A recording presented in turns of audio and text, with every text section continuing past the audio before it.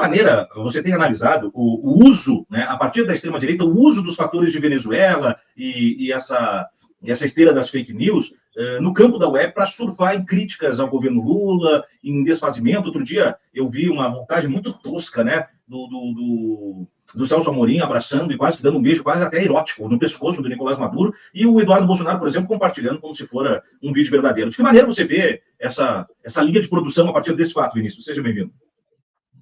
Obrigado, Thiago, pelo espaço. E a Venezuela é uma questão do imaginário que foi criado na população brasileira. A maior parte da população entende a Venezuela com base no que vê no WhatsApp, no Telegram, e não com base no estudo da história da Venezuela.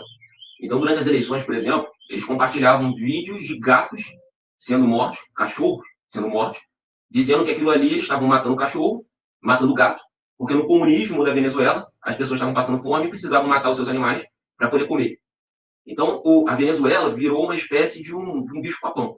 Era uma coisa em que eles compartilharam, isso não é uma coisa que se faz do dia para a noite, eles há anos colocam a Venezuela como algo muito ruim e colocaram medo na cabeça da população brasileira de que, se a esquerda chegar ao poder, nós vamos virar Venezuela. E Venezuela é sinônimo de tudo que há de pior. Então, a gente precisa entender primeiro o imaginário que existe na maior parte da população brasileira. E eu acredito que esse imaginário tenha conseguido entrar na cabeça de muitas pessoas que nem são pessoas, muitas vezes, de extrema-direita. As pessoas recebem aquilo pelas redes sociais e acabam imaginando que as coisas de fato funcionam dessa forma. O que está acontecendo na Venezuela hoje? A Venezuela ela está em guerra. Eu considero o que a gente chama de guerra híbrida como um tipo de guerra não convencional. A Venezuela está em guerra com os Estados Unidos há mais de 20 anos. A gente sabe que tem um fator petróleo, por causa da reserva de petróleo que eles possuem. Os Estados Unidos, há mais de 20 anos, tentou um golpe militar na Venezuela. O golpe não deu certo. O chavismo, quando chegou ao poder através da democracia. A Venezuela tinha uma democracia plena. Eles tentaram um golpe militar. O Chávez conseguiu resistir com a sua guarda e com o apoio da população que foi às ruas para poder lutar pela liberação do Chávez, que chegou a ser preso. E depois disso, eles continuaram tentando derrubar o chavismo do poder e criaram uma série de sanções na Venezuela.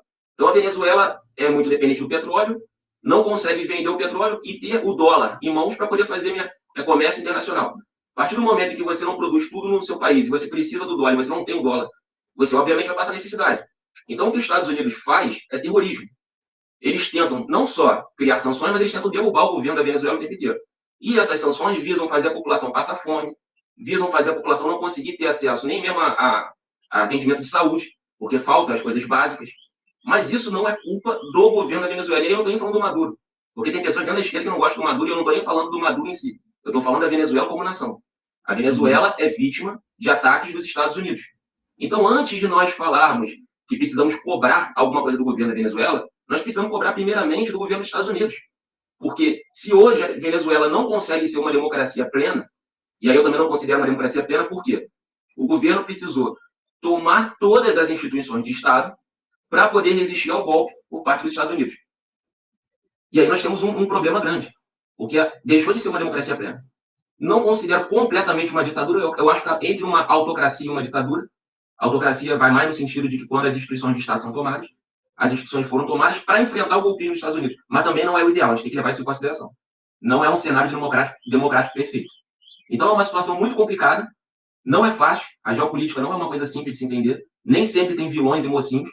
Nós crescemos já influenciados por essa visão hollywoodiana de que sempre é necessário ter um vilão e um mocinho da história, e nesse caso da Venezuela, não tem um mocinho, claro, tem o verdadeiro responsável, que é os Estados Unidos.